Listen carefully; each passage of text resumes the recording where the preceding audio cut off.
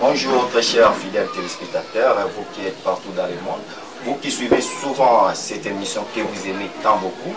En tout cas, ici quand nous sommes allés, nous avons essayé de faire mingi et puis bonne année et puis de merveilles à tout le monde. Na émission na biso ya lelo c'est un bosenga na bino ba téléspectateurs o bolanda émission na bino bolingaka mingi na yambeli bino lelo frère Shadrack Malunda et puis Nasser Gloriana Tamwe. Vraiment toko découvrir nini o bango bazali basalaka et puis toko luka koyeba quand on boyeba na émission na bino tout ça à chaque fois.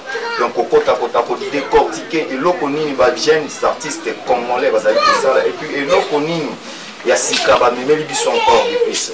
Alors, sans plus tarder, on a repris Samini Maloba et puis il y a frère Shadrack Malunda. Bonjour frère Shadrack. Bonjour. Bonjour sœur Gloriana. En tout cas, frère Shadrack, Bibino vraiment, c'est mon mission.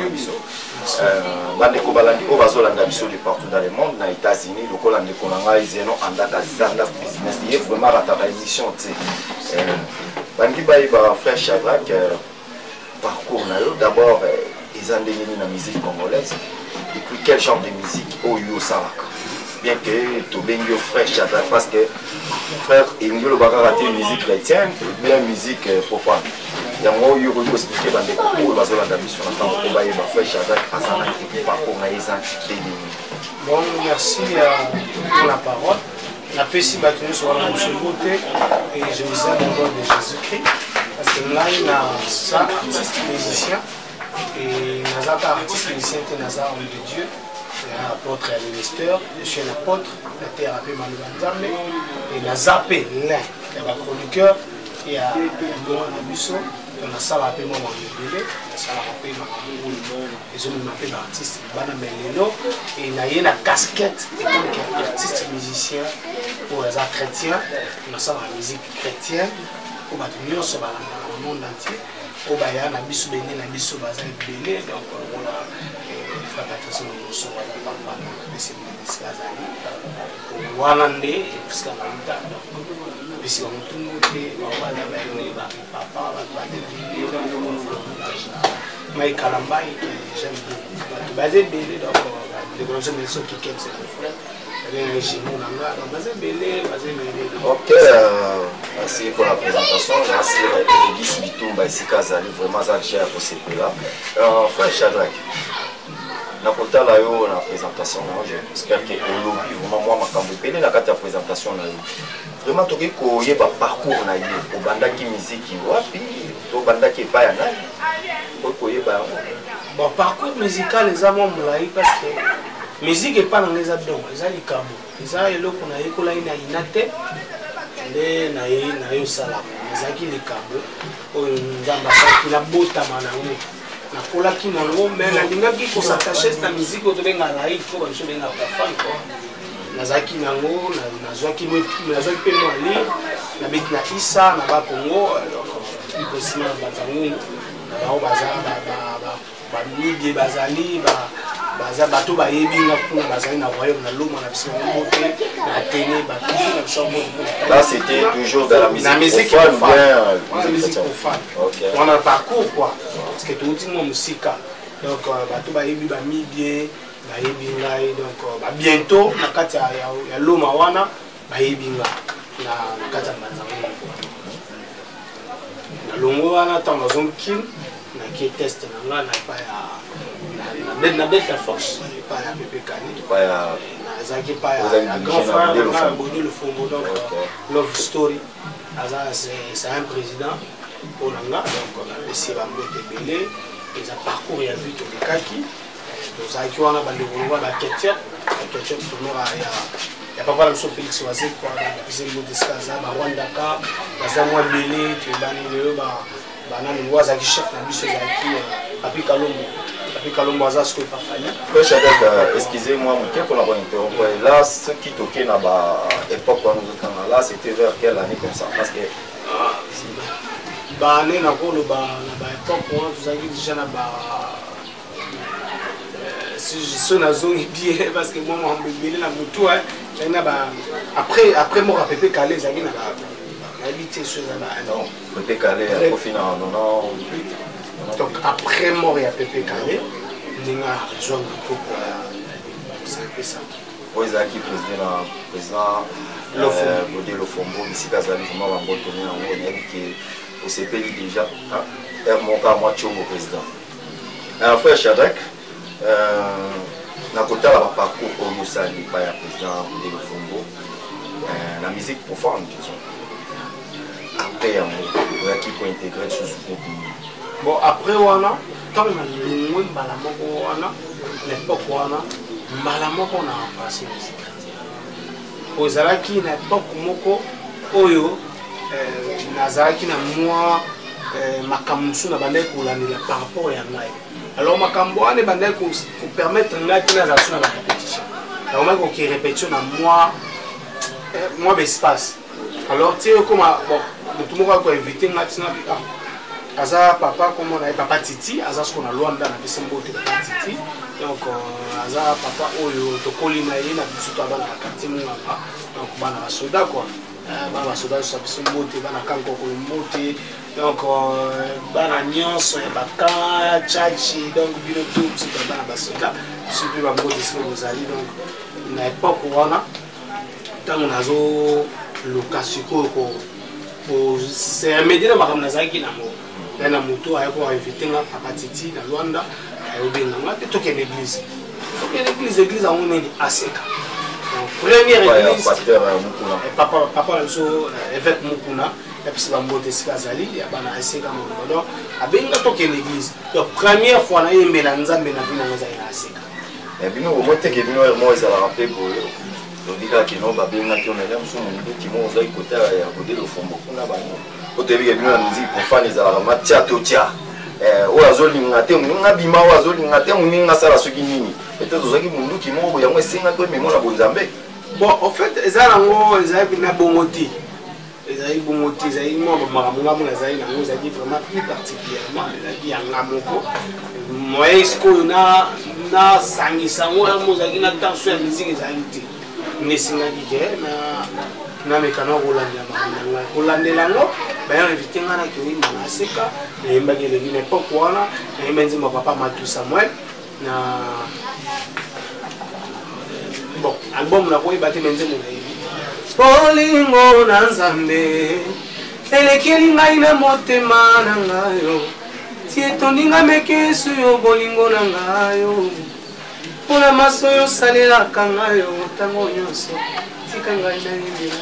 Donc l'époque wana en tout cas merci vraiment na bien sika Patrick Pala na vraiment na ici kozali ozadia ko sepela junior maele on a pété la katangwa jour nyonso pe mikolo so tango nyonso ozadia ko sunte tala ba voix ya mo efandia ba voix ya mo efandia na Congo kitaki nte kitati ba ozela yo moi eloko moko moi soutien bani misala rappeler moi bien junior maele tala ka yo ba maele bele frère Shadrach.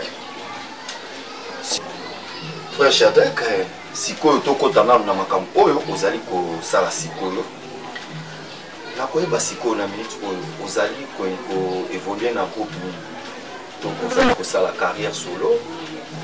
Bandeko oyo bazolanda biso bazana ko saba eba sikoyo Frère Shadrach asa na position ni. Bon, position na ngai na minute eza na osala bon parce que après ba seka tozonga lisusu tosaleli nzambe na beti pa frère Patrice waza papa na nga na pesi mbote sikaza donc après wana nzambe alobela ye ngai parce que benga ngai tanki leadership eza voité et leadership eza appel. Être leader c'est être un messager. Quand tu n'as pas les messages tu ne peux pas conduire les gens. Mais aux hommes on a dit que quelque part, il peut pas musicien, pas musicien chrétien, beaucoup de gars là bango, bande quoi na, tout autant on a besoin de comboter. Longo, il faut salir à moi le gros. Comment t'es que l'orchestre on va musique et comme il peut belé, normalement il fallait quand on a fait Patrice, mais ça l'a fait bien. Bon en fait, quand on a monté à ma bête, derrière quand on a monté, pour ça on a monté 6 ans, 7 ans, il est belé. Il faut faire participer à ça en effet dans la vocalité. Bon, il mon ama mystère, on l'aime bien, on a mis bomba. Et ça, bon, le problème c'est quoi? Nzambe apesa moto vision. So apesa moto vision au fan de son abatu ba benga ngo appel. Bazora appel na basala nzambe ba dit bazora appel au ministère, bazora appel au service. Moto a appel au ministère a commis déjà tant que bazali mukuna bazali ba évêque général bazali zomona bazana bazwa déjà appel au ministère. On va comprendre. Oui, on va continuer. Il y a intervenir dans le monde. À chaque fois, bande comme sous les carapés na ba bitando sous au colo ka bango mingi babeli la race sur la vision ezala ba pasteur ezala bino ba babeli la vision mais tant vous allez na ba groupe na vision ezala raté mais kaka tango longo de vision bimi bon au moni vision mais na lo baté na ngela expliquer ma ramon ezala to appel au service aux hommes donc au cause là et place à Moutoumon, on a C appel, il y a Moutoumon, Moutoumon a un ministère, il y a un C appel, on a un appel. Au Bimamba, il faut le gars appel au service, sinon on appelle au ministère. Il faut oser la Moutoumon nourrir Rio à la Kissa. David a commencé à voir la côté. Mais à l'école, il y a la musique, ça a eu la yoka bien.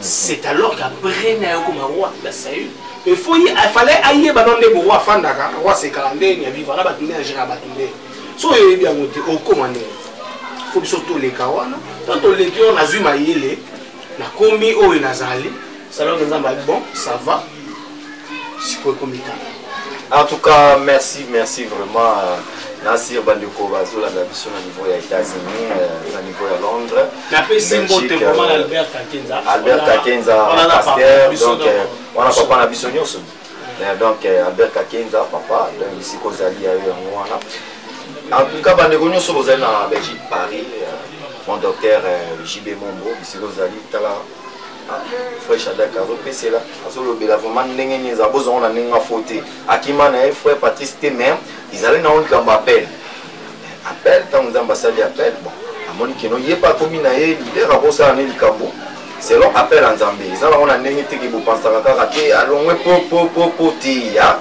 ils ont numéro frère Shadak to monopoliser parole te kaka pas non parce que tout le monde tozana sœur Gloriana tozana awa mais avant nous to pesa liloba et pas sœur Gloriana kata moi acapella moko Yozali solo nzambe. Attends. Coupé. On acapella on a tiré zalwani na singi. 1 2 3 0 in action.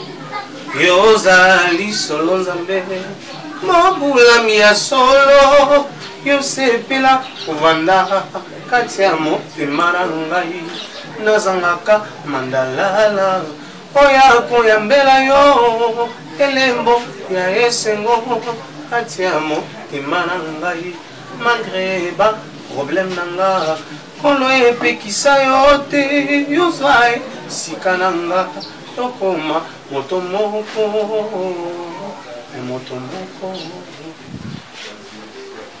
libosa mama na yo mama penava li solo nzambe mabulami ya solo yosepela kovanda kati ya motema na ngai nazangaka mandalala oyako yambela yo elembo ya esengo kati ya motema na ngai malgré ba problème na nga kolo epekisa yo te yozwa sika na nga tokoma moto moko.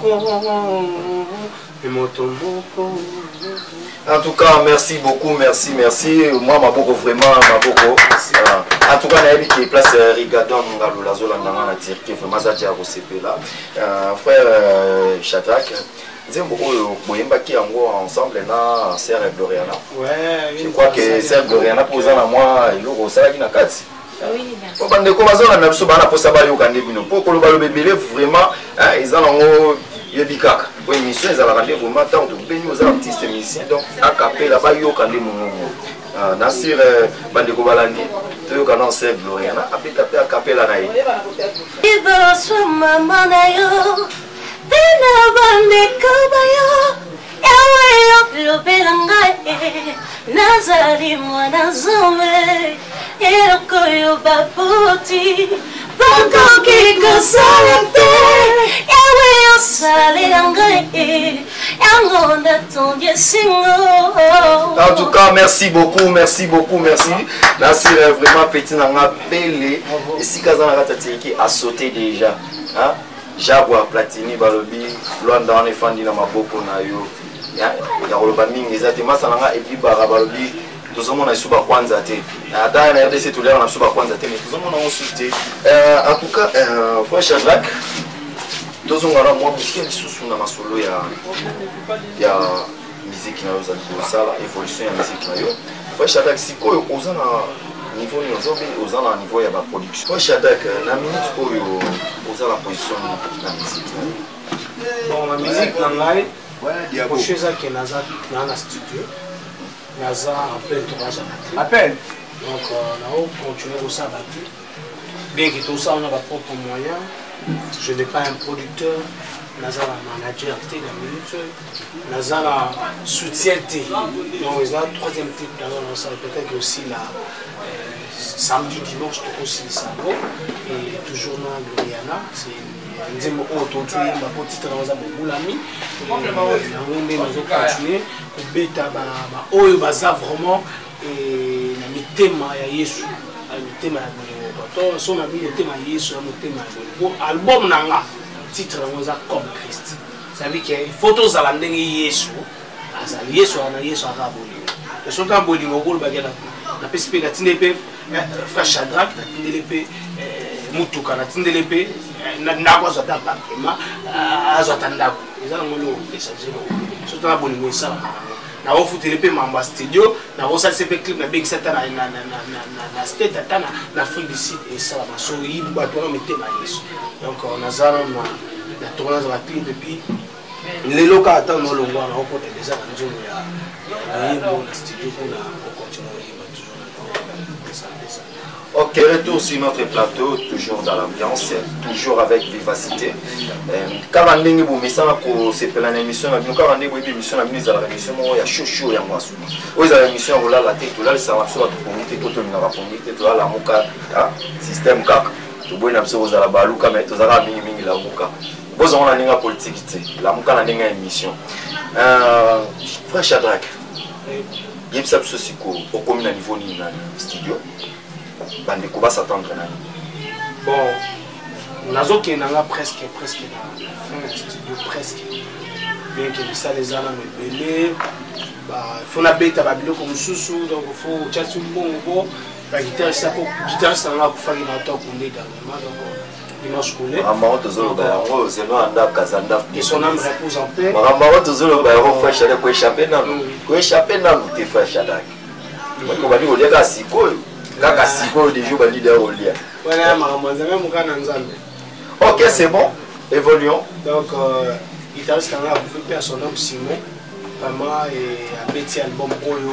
Je crois bien ingénieur Ngunza donc et Abidal donc il me ça la makambo toujours vraiment ingénieur Abidal c'est Kozali. Donc Azali vraiment na regrettement Simon guitare soliste à côté de bébé mais Nzambe mo yebi.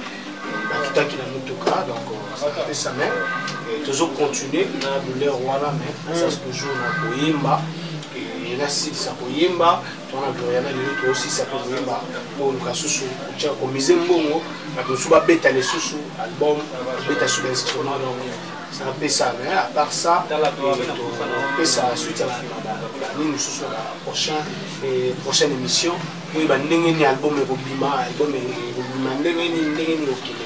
Je pense que c'est ça. Ok, nous avons dit sur la Serre Gloriana. Serre Gloriana. Je crois que vous êtes à l'aise quand même. Oui, ça va. Serre Gloriana.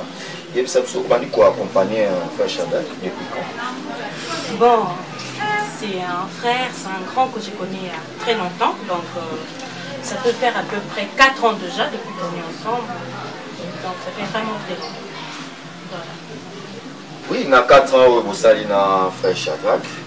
Je crois que vous évoluez dans ma campagne, concert, production BD. Oui, quand même, on a beaucoup évolué. Je prie que Nzamba continue toujours pour étendre sa main sur nous et je crois qu'on fera de grandes choses. Oui, que la minute où vous allez andaka sepe na mongo na makasi. Wana state ya solo. Soko za na liloba oui ça c'est non andaka. Na évolution dans la musique, dans les évolutions de la musique, et ça c'est non andaka. Pour y aller vraiment pour soutenir les jeunes artistes. Alinaka donc ava donc hésitera ku quitter.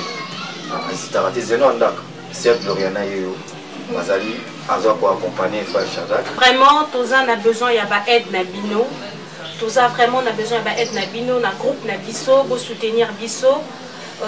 Vous qui nous regardez de loin tout comme de près. Local Junior Mayele. Junior Mayele, vraiment dans salayo confiance, Tozo salayo confiance. Tout le groupe, ce sont de jeunes talents où Tozo travaille pour Corps du Christ. Alors Toza vraiment on a besoin, il y a un soutien na bino, Toza na studio, on a vraiment beaucoup de besoin de soutien. Donc comment ça a pété à papa Langai? Edi Lisika, Clat Mobala Pembe. Oui, papa, on a vraiment besoin de toi, de tout cœur, tout ça la peine, Nabino, Nyonso, vous qui vous en avez bon cœur, vous qui avez un cœur de compassion pour soutenir le corps du Christ, l'œuvre de Christ, pourquoi pas. Alors, tout ça, on a besoin Nabino pour un soutien, pour plus de coordonnées. Alors, je crois que le frère Shadrack Malunda, frère Shadrack Malunda a coupé sa coordonnée Nabiso ya groupe. Alors, pour soutenir Bisso massivement, on a vraiment besoin de votre aide. Merci. Mais au moins que au Bossani Gino 7. Ah non, pas du tout. Bissiko Zali, confiance encore pour une fois, Tosalio. Donc, tout ça vraiment on a besoin d'un soutien. Gino, voilà, Gino donc. Ok, pour la suite, Gino, boss Gino 7 Day, vraiment, ma camouille n'a pas rendu à moi. On a soutenir vraiment la jeune talent. Ici là aux alliés vraiment papa fungola mutema. Bana bango bazoli là. Simba yo sala moi bien. La bosanité édiclat mobala pembe. Balobi édiclat na ba jete boye. Alina rande ko simba makamba boye. Alors to komi ko chiter vraiment to komi ko ke na suka émission na biso. Frère Shadrack moi liloba na ba ndeko o bazali ko landa biso. Donc, l'évolution, moi, contact, moi, et ça, moi, bien, quoi. Sinon, on a Kabisika Zavuma Junior, il est parti par là, Eribis Bitumba, il y a bien la bonne sanité Mitongo, qui est vraiment bien à monter, et pour féliter. Donc, à vous qui êtes de partout, ceux-là qui ont vraiment la sémence de Dieu, qui peuvent soutenir l'œuvre de Dieu, on est là, contactez-nous. Nous sommes ici au Congo, à Kinshasa, et tout ça juste pour tous voir où nous avons appelé surtout Kabola et ceux-là qui ont des problèmes, et au travers de chansons, ils peuvent être consolés, avoir des solutions favorables émanant de Dieu. Et en voyant tous ceux qui bandent des cognons, et Bobenga Bisso, et plus 243, et là on a 89, les années 32, les années 55, 202, plus 243, 89, 32, 55, 202. Soro Bengi et Namope Naoyambayo, tout solo là pour que cet album puisse sortir bientôt. Pour ça qu'on a Ebima, Batbayoka, Banzel les épilés, Banzel comme Christ. Dans les titres albums, nous avons au sein de tout le temps, nous avons tout ça, nous avons un testament. Nous avons un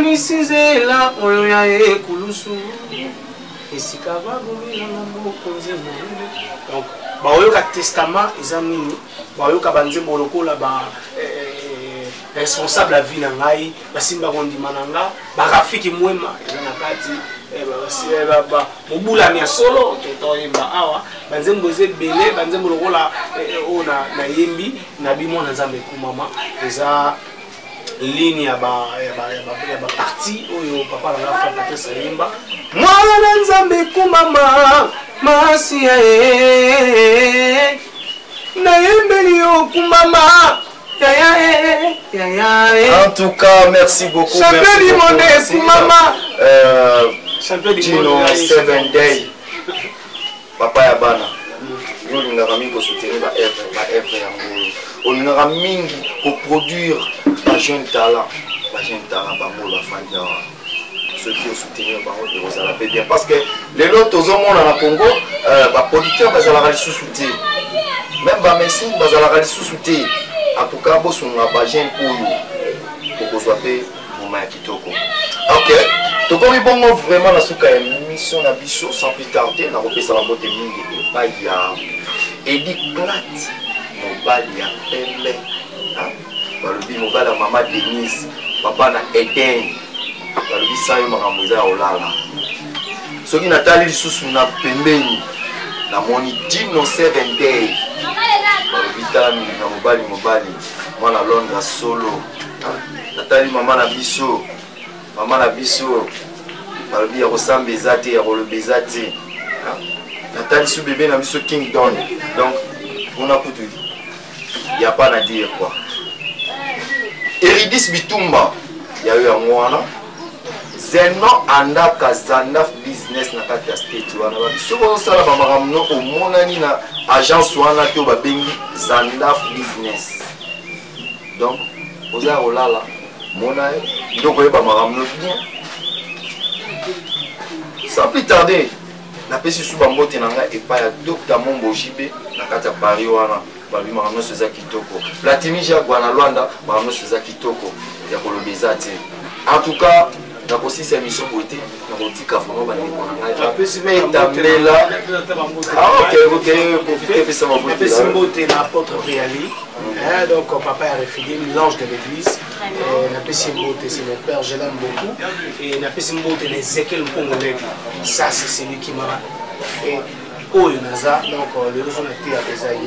C'est mon papa, mon daddy, donc on va bisouer Belé et la maman Pamela et bébé Kitoko, donc Ezekiel, et Azawana Olivia, donc Ozawana Pessi, Olivia Tambo Mbote, Stéphanie, un gros bisou.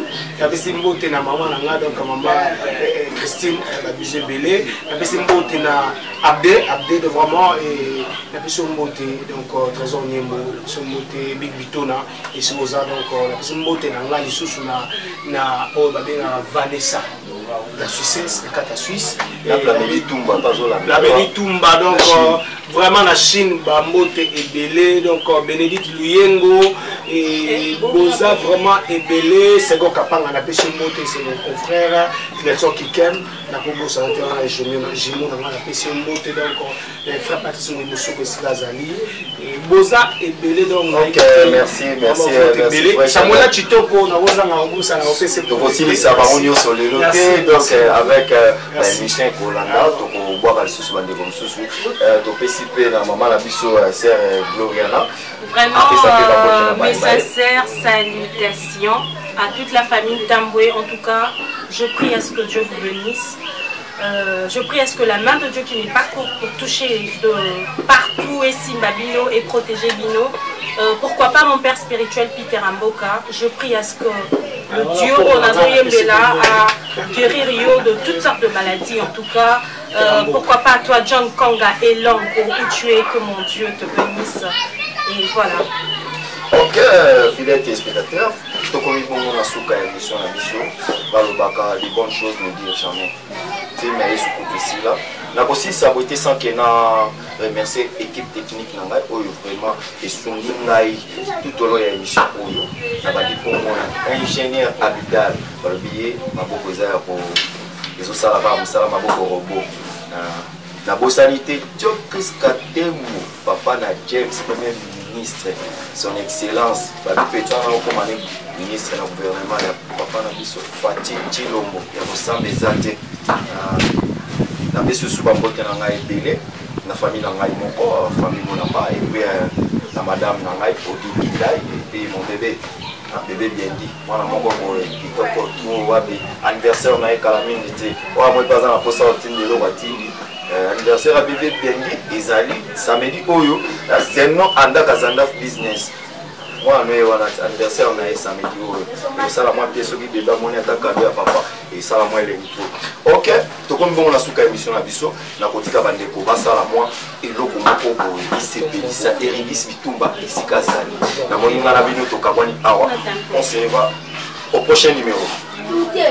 Vraiment